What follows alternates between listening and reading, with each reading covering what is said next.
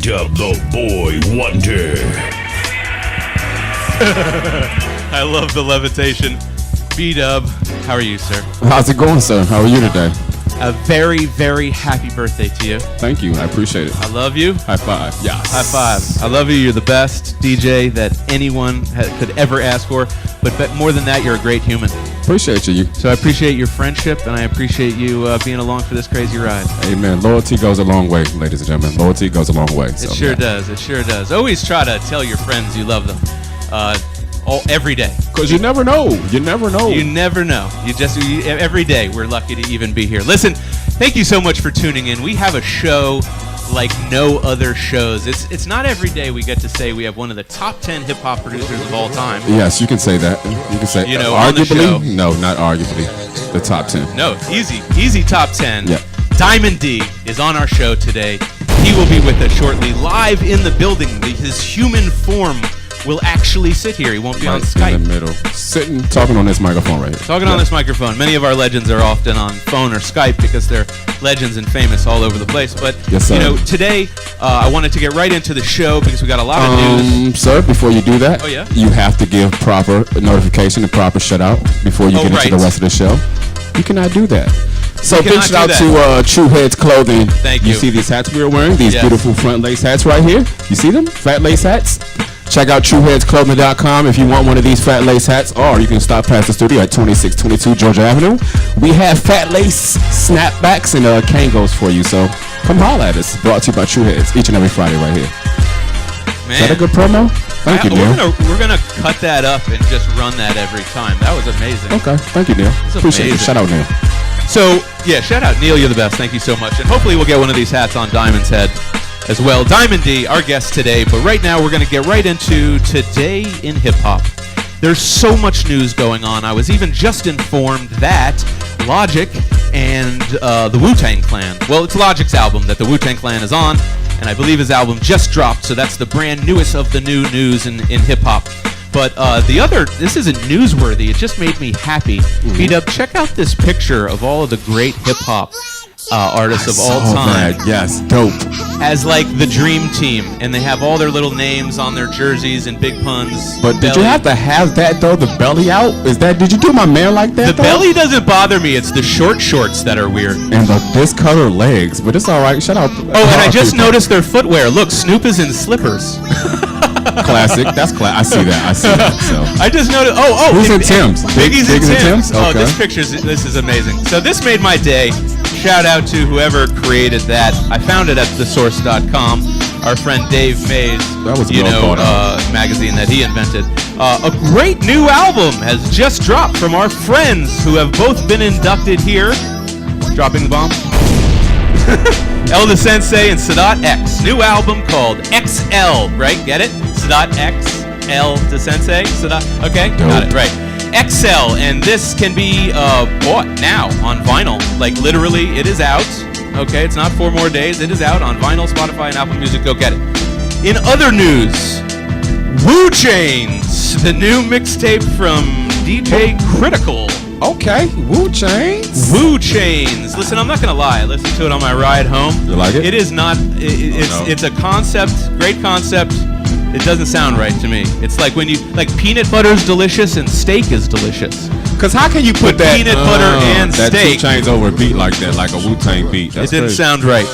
In other news, my favorite DJ of all time, Cool DJ Red Alert, is celebrating over 35 years on radio and got a nice little warm congratulations from the folks over at WLVS. Shout out. So shout out to Cool DJ Red Alert. Yes.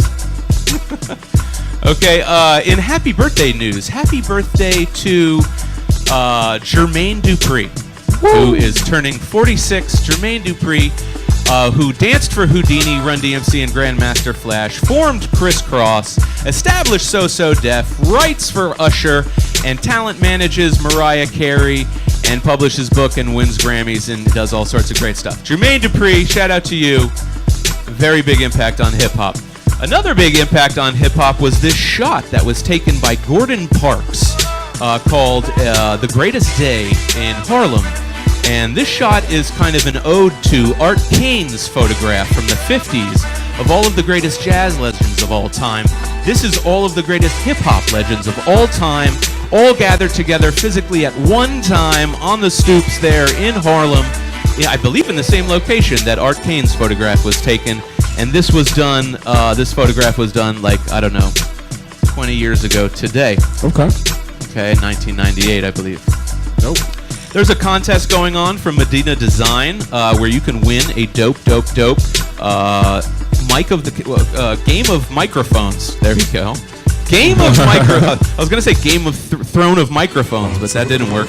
Game of microphones. Win this pin by going to Medina Designs. All his shit is amazing, and he has an amazing poster called like about all the none of my heroes don't appear on no stamp. And then he takes all of the classic legends and he makes a stamp out of them. It's very, very cool. You got to check his work out. In other news today in hip-hop, Opium. No, I haven't been smoking it, but I will be listening to it. OC and PF Cuttin have gotten together. Look at the art on that, you guys. What is that, a gorilla with a robot eye and a spaceship? I like the artwork. I like PF Cuttin. You might remember PF Cuttin from Danger. Yeah. Okay, with Blase and OC of obviously DITC fame. And if you stay with us, the one and only Diamond D will be here in the building. Okay, Diamond D, DITC. In other news, a new Netflix documentary will examine Jam Master Jay's death and a lot of other unsolved mysteries and deaths. It's kind of neat that Netflix and some of these new platforms have a budget to address and talk about things that aren't being talked about elsewhere. So I don't believe they figured out who killed Jam Master Jay to this day. So never to this day. We have to maybe figure that out. Okay? Just got the pleasure of hanging out with him too. R.I.P. Jam Master Jay. R.I.P. Jam Master Jay. In other news, Daz Dillinger clearly does not live in a state where cannabis is legal because he caught 13 felony charges for possession of the wacky weed. Oh, Daz Dillinger. That sounds silly. And I believe it all stems from some sort of weird beef with Kanye, who I believe got a restraining order on him. Either way, it's appropriate that story was on TMZ, because that's a real TMZ type of story. I love art, and I love hip-hop, and I love finding hip-hop artists that are dope. Check out this art from Steve Cass. I believe it's Cass. Steve Cass. He's got lots of other pieces, but this is one of them. And he's online. I found him. Go check him out. Q-Tip, who is the curator of the hip-hop programming at the Kennedy Center, is now going to be a professor at NYU teaching the relationship of jazz and hip-hop and jazz's influence on hip-hop. So if you are a young person and you're watching these old geezers talking about golden era hip-hop, go take that class. So you know what would be real funny? You walk into there and you think you know everything about hip-hop, you know what I mean? Of course you should know who Q-Tip are, but you have some people who might just not walk in there talking trash. Yeah. Shut them down quick. Well, I think it's great that hip-hop as a curriculum is getting into schools. Amen. Amen. Because, when we tell people KRS-One is our spokesman, the kids, they say, KRS who? Huh? So, let's try to teach them, where this all comes from. There's so much news. Wow. So what's going on next? There's the last couple pieces. 25 years ago today. No, yesterday. 25 years ago yesterday. The album that sits behind me, the Gold album, to commemorate 500,000 copies sold. Like that? Because we cool like that. Reaching Diggable Planets is literally on set today, and here at the Hip Hop Museum, Reachin' was released, 25 years ago today. Okay? Yeah, thank you for that zoom in. And this is something that's just one of the many gold and platinum plaques that can be seen here at the Hip Hop Museum, the largest collection of hip hop memorabilia in the world. We are open every single day, 12 to 8 p.m., free and open to the public. And that's Reachin' from Diggable Planets. In other news, a dope new book called Hip Hop Raised Me just came out, I believe by a German author, and I believe he works with the Snow Goons, but I'm not sure. His name is DJ Semtex, and the book is fucking amazing. It has all sorts of color pictures and albums, and I don't know about you, but Not Those only did slip mats. yes, no, that's the book cover. That's the book cover? That's Okay. actually the book. Oh, shoot. That is, I know it looks like Wow. a turntable. No, that's really the book. And I don't know about you guys. Hip hop didn't just raise me, but I always tell people hip hop saved my life. I'd probably be dead or in jail. Correct.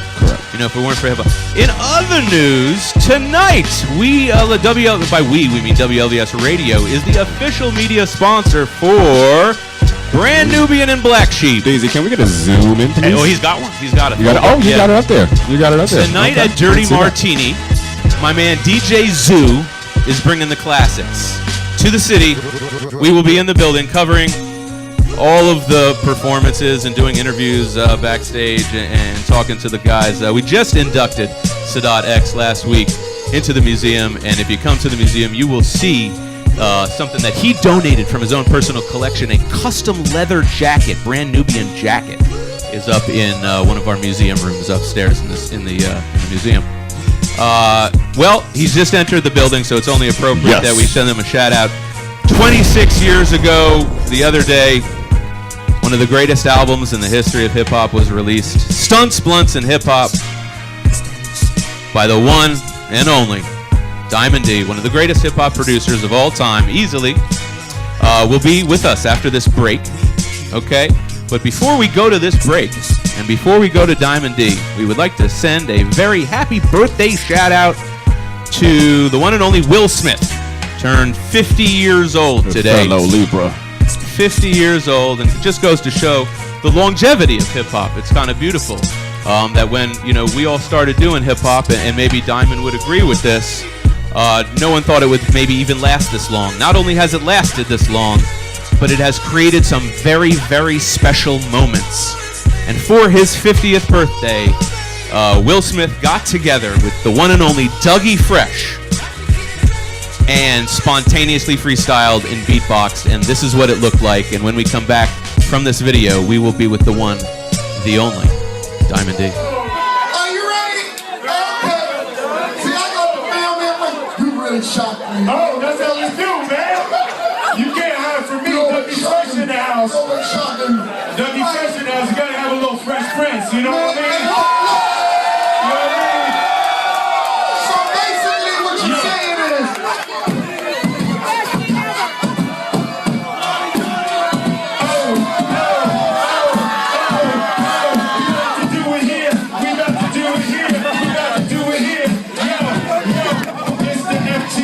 To the E, to the S, to the A, system, Fresh Prince, up in the face.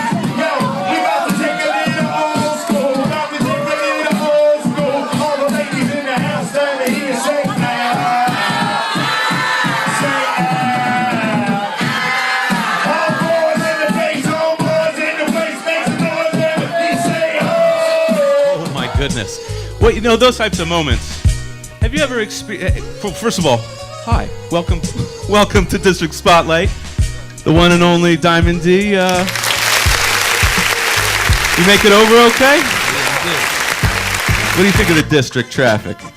So far, I mean, you know, it's like New York. Yeah, I was gonna say, you know, Like being New from the York, Bronx, you Like know. New York, Yeah, I'll tell you, I travel literally 7 miles to work. It takes me an hour. Crazy. 7 miles. Yeah, they say the district's the worst in the entire nation. Could be. This is my DJ, the one, the only. B-Dub the Boy Wonder. Nice to meet you, sir. Respect. And guess what, Diamond? Yeah. It's his birthday. Okay, happy birthday, man. Thank you. All right, This is probably like the greatest for him. This is like the greatest birthday present ever. You know what I mean? Amen. So listen, this is a special moment for us, All right. but it's more special for you in your music and your career. And the reason why is because, you know, the fact I just said it. You know, your debut album. We'll talk about the rest of your career.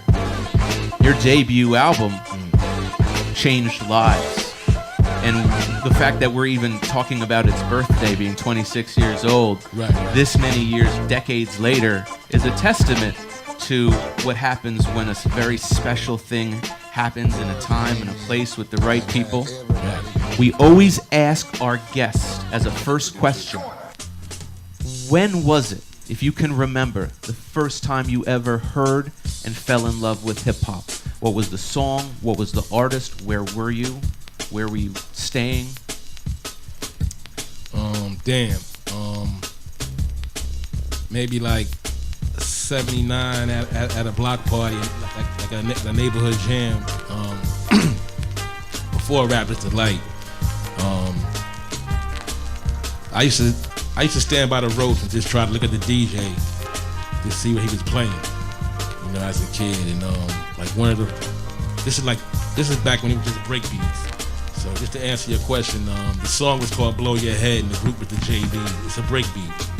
But I knew at that point, like that's really like what pulled me into the whole culture. Well, isn't that interesting that you're right. referencing James Brown versus, you know, many of the, you know, hip-hop legends of all time, you know, usually look to, for instance, Sadat was saying everything he does is because of Grandmaster Cats. Like, that's who he was, you know, first, you know, listening to.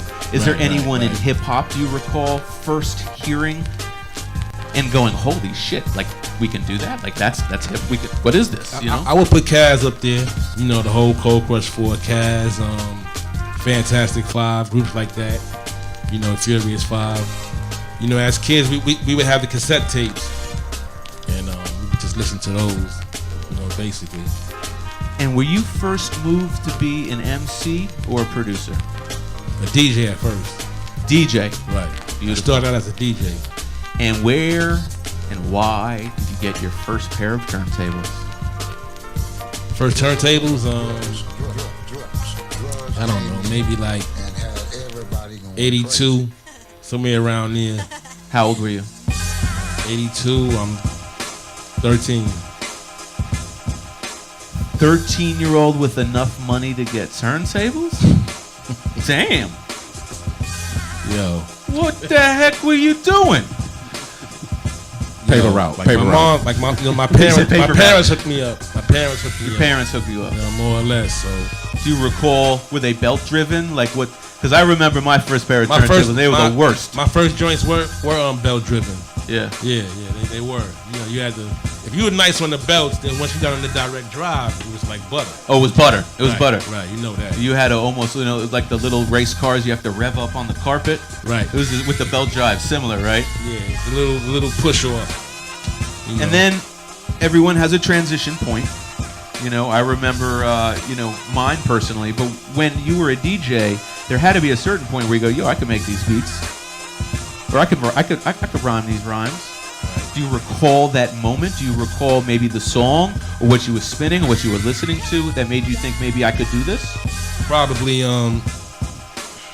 being around the Brand Nubians when they were working on their first album. Doing that and working on Lord Finesse first 2 albums. It was like around that time. But you were producing at this time. Yeah, I was producing already. Right. But just being around Finesse and the Brand Nubians, 90, 91. Yeah.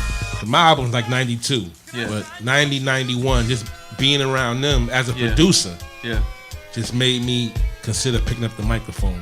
Well, speaking of which, shout out Lord Finesse. Right, of course. Who, home team. Yeah, we'll probably not only be watching this, but I just spoke with him on DM. He'll probably be inducted later in October. Cool, he deserves it. Okay, and that brings me to an obvious question. And remember, you know, Diamond, some of these questions, you know, real hip-hop heads, true hip-hop heads, we know the answer. But remember, there's a new generation of hip-hop folks coming up that don't know their history, that don't understand this stuff. So I apologize in advance if some of these things might seem elementary to you.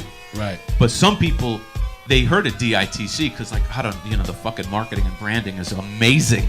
Okay. But they don't understand, like, how it started and why it started. Can you explain to them what was the impetus behind starting that crew? Well, we all lived like in the same neighborhoods. Me, Lord Finesse, Showbiz and AG, Fat Joe. Buck Wild, initially, Buck wasn't around us. He came a little later. But the core members, we all grew up in the same neighborhood.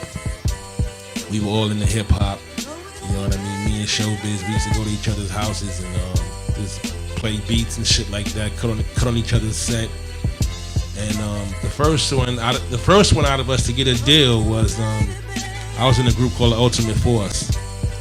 We had a single called "I'm Not Playing," and that was released in 1988, 89, somewhere around there. And that basically just led, at some point, Lord Finesse, he entered the New Music Seminar Were you a producer on that project or MC? On the Lord Finesse project? No, on Ultimate. On Ultimate Force? I would say yes and no. Jazzy J produced it. I didn't really know what a producer was back then, but I'm the one that gave him the sample and I told him what parts to take. But you were digging in the crates before you knew what digging in the crates was. I mean, I was a DJ already. So, right. If you were a DJ at that point, you had beats. You know what I mean? That was nice of him to take your direction. Well, I mean, I just told him what parts to take. Yeah. You know what I mean? And he was already a big wheel, a big deal in the business at that point. But getting back to your question, so we all grew up around the same neighborhood, and then Lord Finesse got his deal with Wild Pitch after he won. He didn't win the New Music Seminar, but he did enough where that led to his deal at Wild Pitch. And that album, Me, Myself, Showbiz, and Premier, we worked on that album. That's the Funky Technician album, his first album. And after that, Showbiz and AG, they dropped their joint Soul Clap. And then I did Flojo for Fat Joe. So all this happened in the course of like 3 years. Very quickly. Relatively speaking, very quickly. Yeah. So you didn't have Lord Finesse could have just gone. I mean, I know you guys know each other, but you guys didn't have to create this super team of producers and MCs. Do you recall the moment that he or you said, "Hey, we should all do this all together"? Do you recall that conversation? That was something that me and Showbiz, we kind of brought that together. You know what I mean? We were like, yo, we should come together. We already fucking with each other. And, you and Show. And we already knew each other, before the music. So, it really came together on that song, Digging in the Crates, on that first Showbiz and AG EP. Yeah. You know what I mean? So that's like when it really came together. And then at what point did you guys add Big L? Big L came maybe about 2 years later. He came in through Lord Finesse. Finesse discovered him in Harlem. I think at a record shop called Rock and Reels record store. And so that's why when you listen to early Big L, he kind of sounds like Lord Finesse. Finesse was his favorite MC at that time. You know what I mean? So Finesse brought him into the fold. Can you give me we have some very special items on set that we hope to obviously have you sign and induct into the museum. I don't want to mess this up. One of them is, everyone that sees this, by the way, thinks it's the fucking coolest thing ever. This promotional stamp set. Everyone can see this. And this is a promotional stamp set of, the entire crew, the entire DITC. Do you mind running down for me and our audience? I know we'll get a kick out of this. The order in which the members joined the crew?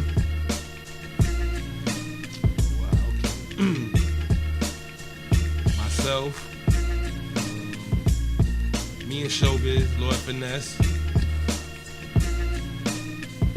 then AG, then Fat Joe. Fat Joe and Big L around the same time, and then OC came last. Tell me about your relationship with Big L. Big L, oh man, he was one of the funniest dudes. He'd be cracking jokes all day. It's just sad that he's not around to see the love. You know what I mean?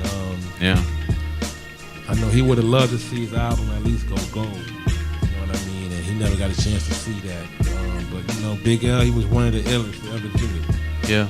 You know what I mean? Do you recall the first time you met him?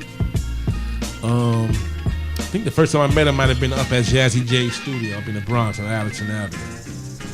That might have been the first time. But Finesse was telling us about him. Finesse had found him. Right. And do you recall the first, when you first heard him, did you know right away that he was going to be as good as he became, as he was? He is really revered. I got to be honest. Oh yeah, no question. You know this. This isn't a secrets, Right. But especially to this day, I think all of the heads, he's in everyone's top 10, Right. and he's even in a lot of people's top 5. Right. You know what I'm saying? So I always find it interesting. Right. You know what I mean? Like the day Sylvia Robinson walked into the pizza shop and heard, Big Hank, Big Hank reciting spitting a Cat's Cold rhymes. Crush rhyme. You know what I'm saying? And that's fascinating. Right. Do you recall the first time you heard him? Because I'll tell you, the first time Wale got his start here and many other kind of big DC artists. Right. Tabby Bonet, Wale, Fat Trell, Raheem DeVaughn, And some of these guys, when we first heard them and they walked in as regular Joe Schmoes, we were like, That's right. Well, what the difference is the perseverance, the dedication, the willingness to get better, Right. to take suggestion and critique. When you first heard Big L, was he dope right off the bat? Or Right off the bat. I mean, to have Lord Finesse co-sign anybody at that time in the early '90s, you had to be at least where Finesse was, or at least better. And I don't remember the song title, but it's the song with Big L jumped on Lord Finesse remix. Is it Yes You May? I'm not sure. Yeah, yes, you But may. as soon as you heard Big L, you knew he was special. You know how like some people, you hear some of their older tracks and like, it sounds kind of unpolished. Yeah. That's why I always find that interesting. Whether they're dope off of break. Speaking Right. of dope off of break, this is the question. There's a point after Funky Technician where you clearly made a decision. Yo, balls to the wall. Let's fucking do this. Let's go Right. for it. Right. Was there a moment? Did something happen? Was there a moment personally or professionally or musically that made you say, you know what? I'm going to fucking go for it. And I'm not just going to go for it. I'm going to put together, because everyone go do your research. This album right here, has an amazing lineup as well. It's not just Diamond being an amazing producer and MC. He also brought in a bunch of heads. Was that your mind? You're like, yo, I'm going to outdo Lord Finesse. I mean, was not it at all. competitive? Like, Nah, I mean, clearly, I didn't go in the studio to make a commercial album. This is by no means a commercial album.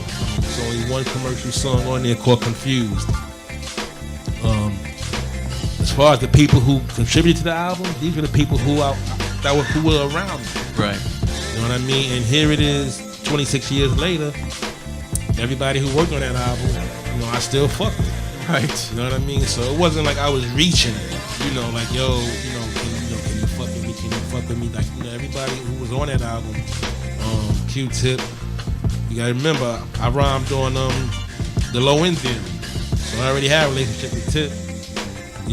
Large Pro, 45 King, Showbiz, Lakim Shabazz, who I got to know through the 45 King. So it was just real cohesive. It wasn't like I said, it wasn't like I was reaching to anybody. We were already fucking with each other. Yeah. Well, we got a kind of long program here, and we got lots of questions for you. And at the end of the program, we actually look at this.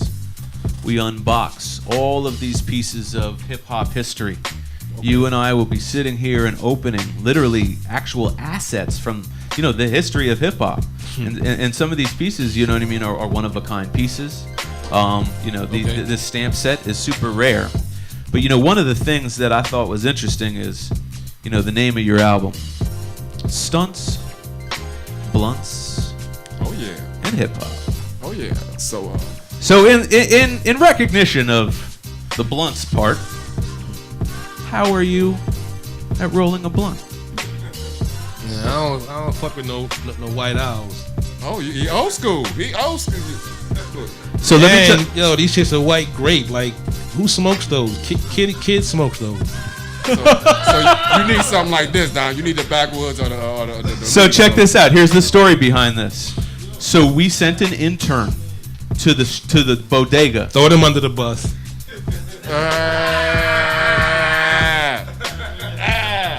I don't believe anywhere in a 3-mile vicinity Philly blunts are still sold. I don't smoke Philly. I ain't touched a Philly in over 10 years.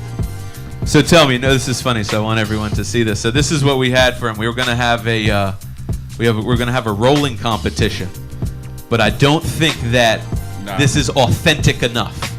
I don't think, back in the day, it was Philly Blunts was it. It was really not a lot else. Switch of Sweets back in the day. I mean, down south maybe. What made you name the album Stunts, Blunts, and Hip Hop? It's a parallel to sex, drugs, and rock and roll. Amen. Amen. Gotta love it. Gotta love it. Bong, bong, bong. Gotta love it. So what was the first time you ever heard your own song on the radio? Ultimate Force. That song I'm not playing. Where were you? Do you First recall time, where you were when you heard it? I was in the projects at my man's house. Shit came on, I bugged out. I said, "Oh shit, shit about to get real." It didn't really get as real as I would have liked it to get. But the first time I heard myself on the radio, I was in my projects at my man's house. My man Shamel. And what did your parents think of you pursuing music? I mean, at that point, it was still like, But they saw, my mom saw a progression.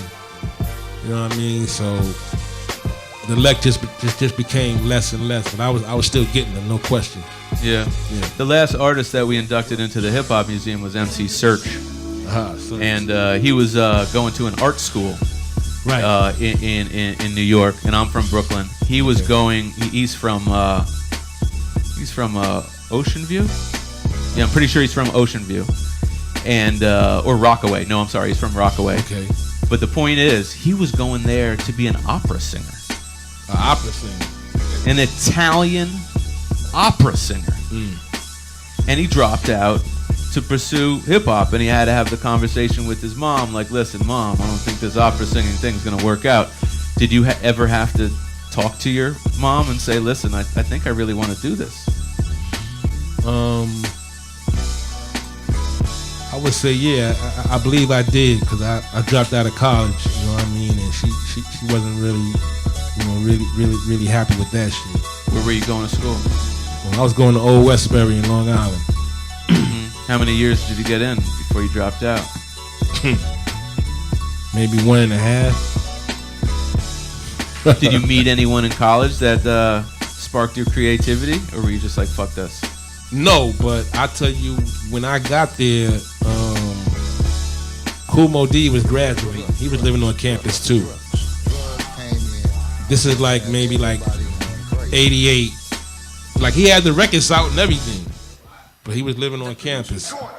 But the campus was only like an hour away from the city by car, so Did you ever meet him or talk to him on campus? Oh yeah, no doubt. You guys were cool on campus. Yeah, like I wasn't running with him, but yeah, right. I spoke to him, and then Yeah. later on in life, when I met him as Diamond D or whatever, Yeah. then it all clicked. I remember seeing Dr. Dre from the Ed Lover Show. Dr. Dre, he used to DJ out there. Clark Kent from Brooklyn, I would see Clark out there. You know what I mean? So a lot of people from the city just, if you live in New York, you didn't want to go small. If you didn't want to go far, but you wanted to live on campus, then you went to Old Westbury. It's crazy that you were able to politic. I think it's a testament to just how creative, not just New Yorkers are, but also that time and place. You know what I mean? New York in the '80s was a special place. You know what I mean? What do you think it was about that time that was breeding that type of creativity amongst all these artists like that?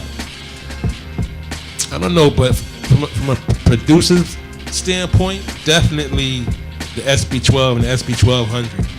Definitely once sampling started to come into effect, because now we can emulate what we heard at these parties and put it on records. Is that your weapon of choice? A sampler? No, the SB1200. No. What weapon do you prefer? I'm an MPC man, so to this day. To this day, the 3000. The last 8 years I've been fucking with the motif, the Yamaha motif, but as a keyboard. Yeah, but I got it rocking like it's an MP. Really? Yeah, I made the whole Dime Piece album on that motifs. Really? We have one in the studio as well here. No doubt. That's amazing. But back then, to answer your question, when the samplers became more relevant, you had a song like MC Shan, The Bridge, which, he sampled the kick and the snare from Impeach the President. Right. And made it sound like it. Right. That's what was special about that record.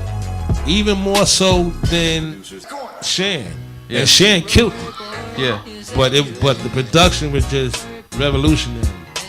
In a similar way that maybe the 808 had an effect, the TR-808, Roland TR-808 had an effect on, music to this day. Right. So did the sampler or sequencer. And we wanted to show you something because we thought this was interesting. So we're always, you being you're such an incredible producer, but also your ability to sample and the way you sample and the way you chop, we find so interesting. We found something from like 1936.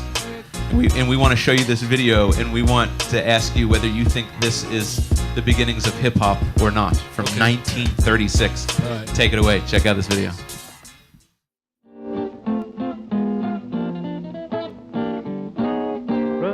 That only time be religion, brother, that the only time be religion. Why don't you give me that the only time be religion, brother, it's good enough for me. My Lord, that the only time be religion, brother, that's the only time be religion. Why don't you give me that the only time be religion, brother, it's good enough for me. Yes, just come on, brothers, if you want to hear a story about that preacher and the bear. Gather round, boys, I don't want you to miss none of this here story, cause it goes like this. A preacher, he went out to hunting. It was on one Sunday morning. Though he was one Christian young man, but he took his gun along. Well, the first thing he shot was a bunch of fine quails, and he shot him a nice fat hare.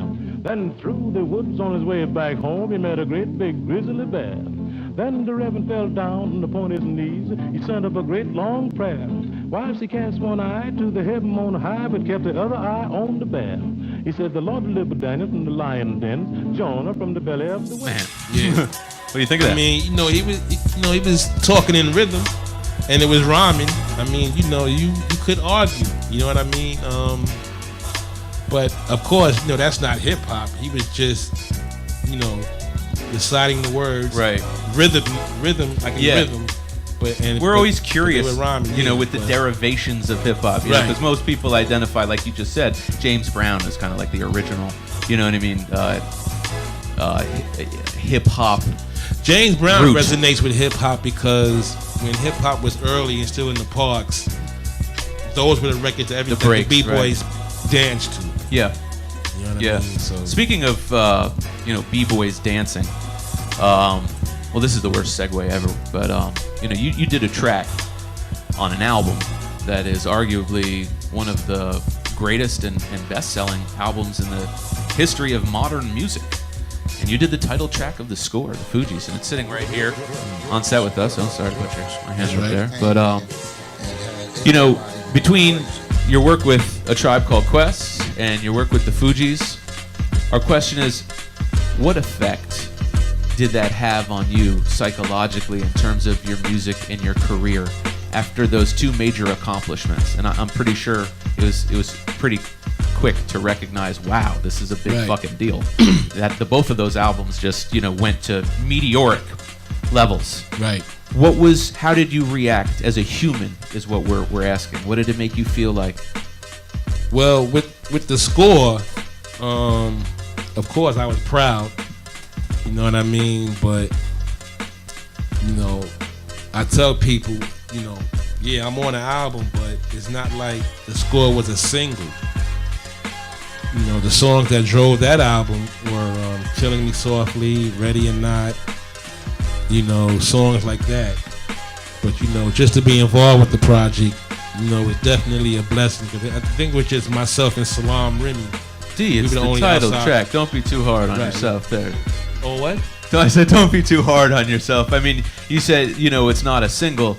I think the integrity of that album. No, but I'm telling you, my song is not the reason it sold 20 million copies. I'm just keeping it 100 with you. You know what I mean? That's incredibly modest of you to say. Dead ass serious. Yeah. I mean, all right. I see how you. There was no video for that song. Yeah. You know what I mean? You know, but I think as a guy like yourself, who's more of what we consider classic or real hip hop, who doesn't produce for the commercial crossover hits, we considered that song as a part of that album. No doubt. A big part. But what kept it grounded. Do you know what I mean? Okay. So if there weren't songs like The Score, and even, let's say One Mic or Fuji La, some of these songs that were... I love those songs. Those are my favorite songs, Right. but they weren't, Killing Me Softly. Okay, big deal. Right. But if without those songs, I don't believe the album would have the unity and cohesion that it has, is all I'm saying. I agree.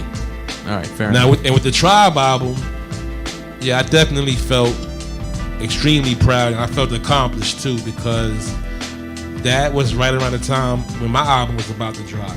Yeah. You know what I mean? So just to get a co-sign from the Tribe Called Quest. Right. You know. And then to have Tip, partake Exactly. on your album. It's only like you count on maybe one hand how many MCs have ever spit on a Tribe album. Yeah. You know what I mean? Oh my God. Yeah, they don't rarely ever have guests on any tracks. And in fact, you've produced so many acts, so many different artists you've worked with. One of the ones that we thought was a really great placement and a great representation of your work. Do you mind taking the Fuji album off? There's 2 albums there. You could remove the front album. There's an album behind it. Look at what we have here. This is interesting right here. This will be interesting. So let me, okay, I got that. So let me tell you. Right. Just another, not only was, your work with Fushnikins really indelible, okay, very memorable for lots of folks in hip-hop, but also to have a song placed on this movie, which, ended up becoming like some sort of like a cult movie. Cult classic. Right, yeah. Cult classic. What was that like at the time? I mean, did you think that it was going to be anything, or what was that like? How did you get a call? I didn't really know what to think, but I knew the song was hot, and of course, you're always glad if you can get on the soundtrack. But I'm definitely proud of that too. Well, you've worked with so many artists. We were wondering, and we got a lot of questions in from our fans and our viewers. One of the questions that we got in is, I think the list of people you haven't worked with is shorter than the ones you have. Is there any one artist that you would really love to work with that you have not, MC wise, as a producer? Rakim. Okay, perfect. Thank you for saying that. I didn't prep this. Happy birthday. Rest in peace, Don Cornelius. Take this video away right now. Check it out, Rakim.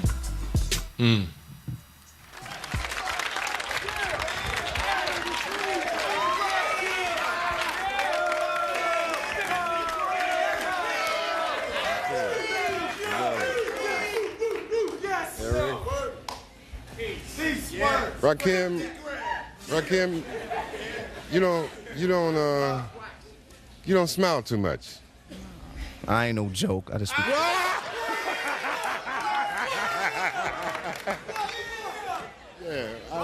Yeah, I gathered that. No, I'm over here. See, Eric smiles. A little bit. What's the matter with your brother here, man? He don't like to smile. He even through his whole song, man. He just don't even crack a strong. It's our image, a strong, positive image. Mm-hmm. That's Eric being Rakim. I understand that. I'm not gonna disagree with that. I may give you a little smile, but Rakim won't give you none at all. I don't like the way Rakim is looking at me, though, brother. No, I'm just kidding. No, you fellas have a lot of charisma, and there's something about the way you play and the way that Rakim raps. He has kind of a low pitch that's unusual for me. But I'd like to know, in your estimation, what you feel is the thing that makes Eric B. and Rakim so popular. Everything. It's like a combination of both. It's like music and vocals. It's like everything we do has a positive image. It's like our record, I Know You Got Soul. It's like a line that says, if you didn't have soul, you wouldn't be in here, like on Soul Train. If we didn't have soul, we wouldn't be in here. Yes, soul. Did you want to add anything to that, Rakim? Nah, he said it all, man. Okay.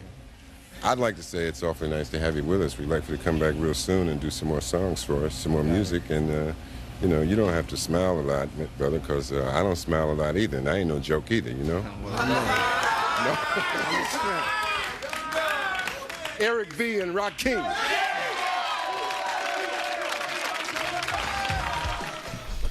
Oh my goodness! What'd you think of that, Diamond? Yeah, I remember that. Do you really? Yeah. Like you watched it live? Yeah, I remember that. That's the shit, right? You know, we got the early Averex jacket. Yeah. Early. Yeah. You know what I'm saying? Yeah. Back in them shits missed something. Yeah, classic. Oh man. Well, you know, they're all talking about the positive image and all that type of stuff, but we're gonna ask you a question that's not, you know, quite as positive, but we don't know what the acronym means. Your latest project, okay, is called Drugs, and DRUGS. What does that stand for? My latest project is called Drugs. You do not have a beat project out called Drugs? No, that's not me. That's Drugs Beats. Shout out to Drugs Beats. Shout out to our research assistant. Let's ask you then, what is the project you're working on now? And the Dime Piece Volume 2. Oh well, thank God it's not Drugs. Dime Piece. Well, first of all, Dime Piece Part 1 was an incredible project, and is that the album that featured Phife Dawg? Was Phife Dawg on Dime Piece Part 1? No, Phife was on my second album with Pete Rock, Pains and Strife. Would you recall working with Phife? Do you recall what that session was like? I do. What's he like as a guy? Just real laid back. Like, you know, I was like, yo, come through and spit on the joint. Like, I just took a shot in the dark, and, yo, he showed up. You kidding me? It was just that random? Yeah. Well, I mean, this is also, you know, after you I was already fucking with Tribe anyway. Right. I mean? So, yeah. Right. So, can you tell us any little surprises that you might have in store on Dime Piece Part 2? I don't know about surprises, but I can tell you who's going to be on the album. Yeah. You know, I recorded a lot of songs, but about 30 songs, so I'm only going to bring it down to maybe 14.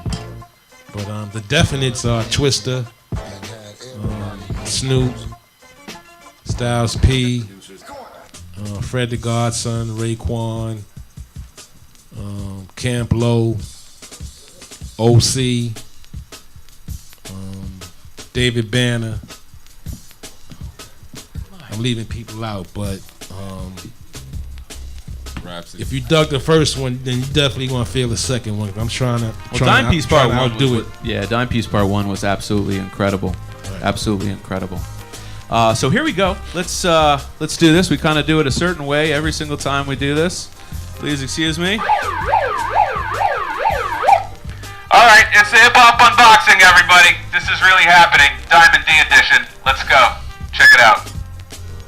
All right. Sorry, I just blew everyone's high, but that's just how we introduce this thing.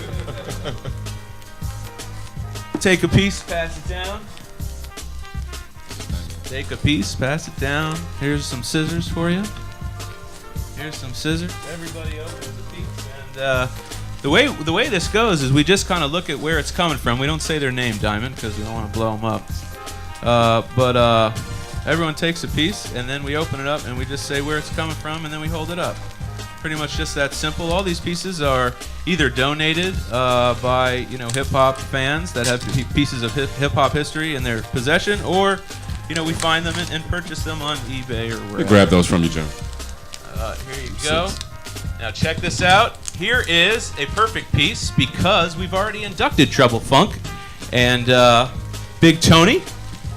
Here is the custom Trouble Funk jersey that they have donated for their display in the museum. This is a one-of-a-kind jersey. Oh, holy shit. Look how dope this is. Look at this. Pump Me Up since 79. How dope is that? Sorry. Shout out to you, Big Tony. Trouble Funk. Going right into the Hip Hop Museum. What you got over there? Oh, okay. You can announce it. Motherfucking breaking VHS. You like that motherfucker breaking? Well, he's not that excited about it, but we are because. Is that the guy? Hey, isn't that the guy? Is that back when Hollywood discovered hip hop and fucked it up? Yeah, true. Okay. Breaking. All right, coming in from New York. Grand Royal, the magazine.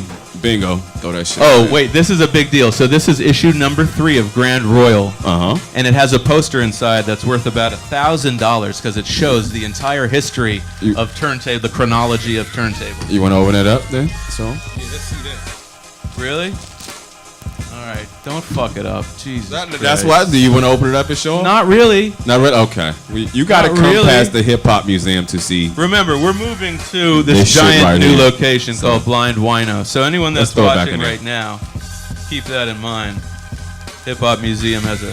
Diamond D will get his peak, but you one won't. of my mentors right here, 45 King, Beats, master of the game. Yeah, I had this joint on vinyl too. This shit is crazy right here. Was this a mixtape of his or like a beat compilation? Yeah, just a Beats compilation. Beat compilation. Yep. Cool. That's awesome. Oh, okay. All right. Well, I got a cool one that's going to get signed tonight. And Diamond, we're hoping you can come with us to the Brand Nubian and Black Sheep show. But if you can't, we're still going to meet with Grand Poobah and get... Oh, nice. This sign. This is a... That's dope. Yeah. Grand Poobah. Where you get that from? 360 degrees. Where do we get this from? Well, my dumbass just threw it on the floor. Okay. But I suspect it was a very nice human being who donated it to the museum because That's that is live. not, you know, this isn't, I don't think, purchasable. Poobah might ask for that shit. That would be awkward. Never given up any assets here at the museum. But you got more stuff over there? No. Here you go. Just tell me if you're running out. There's no shortage of hip-hop history. In fact, you know, one of the reasons why, you know, we started the Hip-Hop Museum, Diamond D, the reason is because we want hip-hop to be recognized with a referendum from Congress the way jazz is recognized. So H.R. 57 recognizes jazz as a unique American art form. Right. We would like to have a House referendum for hip-hop. It's only right. Think it's only right? I keep, you know, I feel so bad. I threw away where this is coming from. All these people are going to be so sad. Oh, well. Oh, wow. I only warn you every show, though. Oh, wow. Look at that one.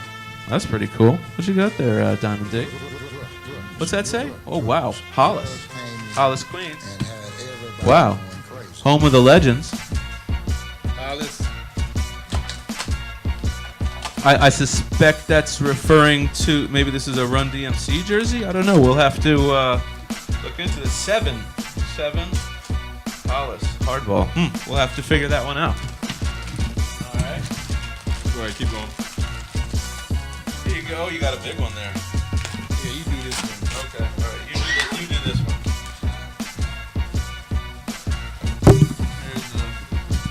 There's a scissor right there.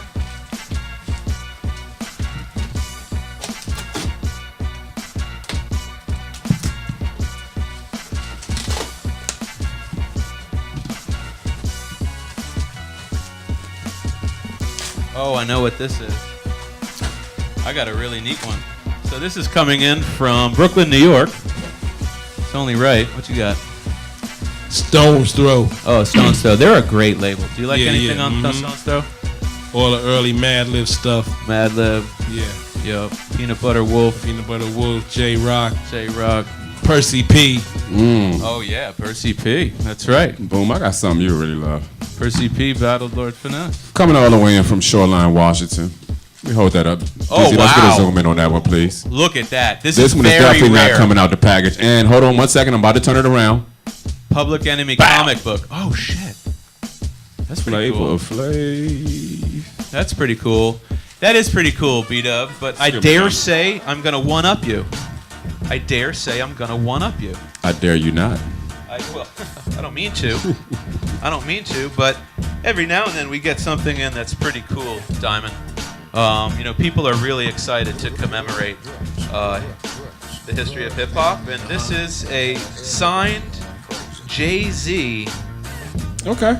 S. Carter sneaker. Slightly went up. I still say slightly went up. Okay. Yeah. Gotcha. S. Carter. And let's get right to it because this is such a great piece.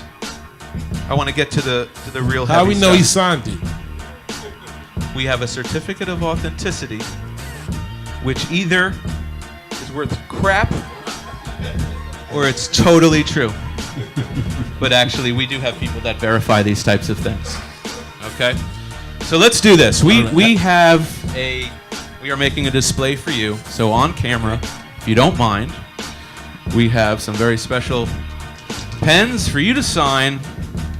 Obviously, goes without saying, your debut album that most consider to be really in the top 10 hip-hop, let's use this one, hip-hop albums of all time. Stunts, Blunts, and hip-hop. Appreciate that. Okay? So it's so cool that we get to kind of watch Diamond D sign the assets that are actually going to be his display here. You know, most times we do the interview, right? We get off the phone, we talk about it, and then they send us this crazy awesome stuff. Okay? And Diamond, I'm hoping You're we can getting it show live you right now. some of the assets. But this, right, exactly. We're getting it live on the spot.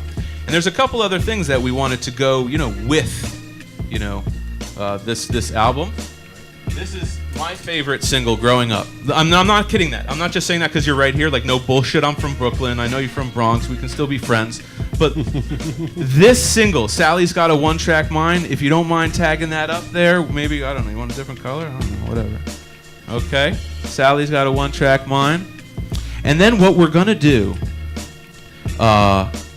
is we are going to, because we already inducted AG, your boy Andre, okay? We already inducted him just the other month. If you don't mind, in maybe silver, signing your stamp, okay? Then what we're going to do is we're going to see, you know where he's in Japan now, he lives in Japan, right? We're going to send it all the way out there, and we are going to have every single member, RIP, Big L, sign their own stamp and have that as a part of your display. Does that sound good? Okay, cool. So look at this, you guys. I want to show everyone. We have the still in its shrink wrap. That's kind of neat, right? Still in its shrink wrap. Okay. The cassette. We also have the stickers. The stickers. Well, they're stickers, but they're stamps. You know, to me, this is one of the coolest. Whoever thought of this? Do you recall the label exec that thought of this? This is really genius. I'm not sure, but that was Tommy Boy. All right, Tommy Silverstein, right? Yeah, Thompson. Yeah. And of course, his debut album. Okay. Lastly, we just want to kind of ask you, you know, is there anything in addition to Dime Piece Part 2 that you know, you're looking forward to in the future that people can maybe, you know, take a look out at? Like, where should people go follow you and find your music, and how do they get Follow into me on social media, Diamond DITC, one word, Diamond DITC. Like I said, I got the Dime Piece Volume 2. There's a new artist out of Harlem that I'm working with. His name is Snooze Hero. And I'm doing an R&B hip-hop project with a group called the Blake Moses Project. I'm really excited about that. Wow. So, yeah, just look out for those two.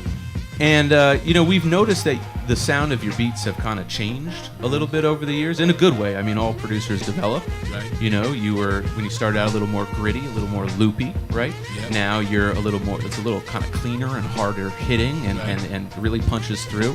When you said the motif, that makes sense to me. Is there any other equipment or genres of music that you've been listening to that have accounted for your development in your sound? Well, you know what? Like, you know, just quote unquote digging in the crates, you know, for 20 plus years, buying records. You know, you sample from all genres of music, and it's a lot of hours sitting and listening to records, all kind of records. Like, I listen to anything, damn near, and you know, except country music. I know. But, Yo, I feel the same way. Just can't relate. But even on my first album, like, you know, just if you know the samples from what I use on this album, then you already know my range is kind of broad. Yeah. You know what I mean? It's not just direct soul and funk. You can pull from anywhere as long as the drums are knocking. You know, and your drums knock harder today than they knocked, 26 years ago. Also because of the sonic, bit rates. The equipment's better too. The equipment's better. Yeah. I just want to end by asking you: is there any project, a piece of music that you're proudest of, or any accomplishment in your life or your career that you feel that you're happiest about? The score is up there. I won a Grammy for that, so of course that's up there. I will say this: the songs that I recorded with Busta Rhymes, those stand out to me.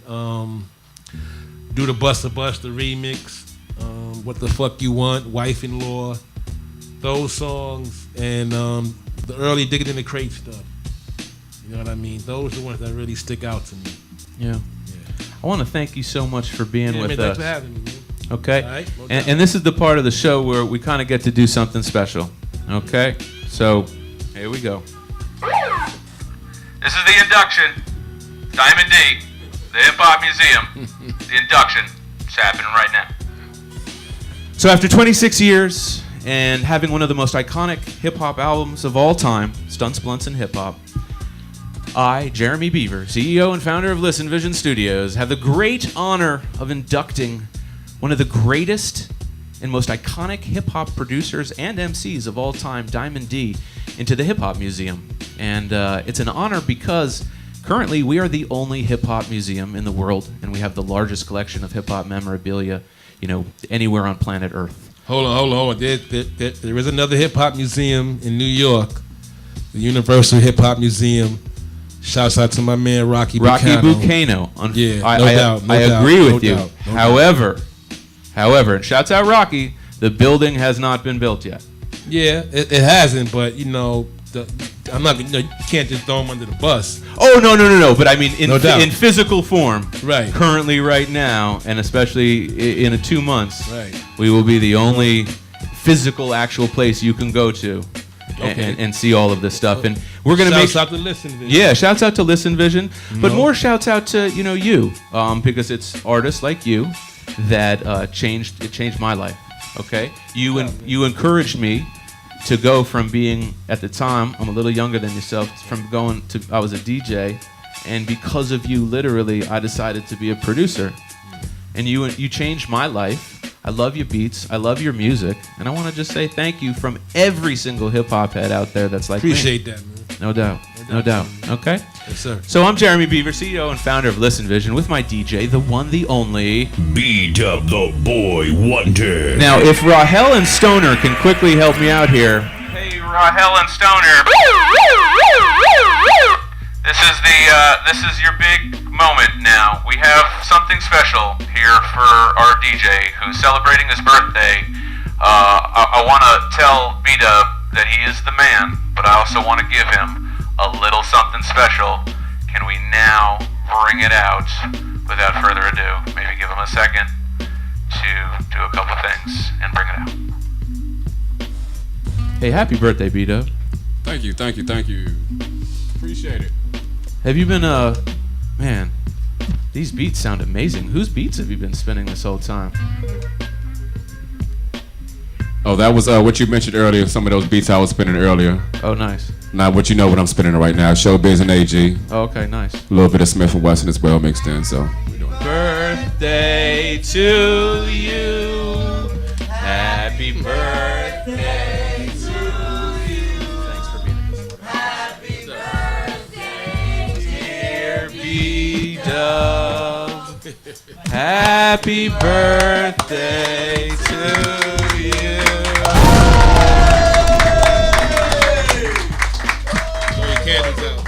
Blow the last one out because the fan got the rest of them. Oh, wait. Wait, move the fan. No, it's going to happen. Go ahead. I got 2 wishes. I'm good. I tried. And 1, 2, 3. Yay! I want to thank our guest, Diamond D. Until next Friday at 5, we are District Spotlight. Peace.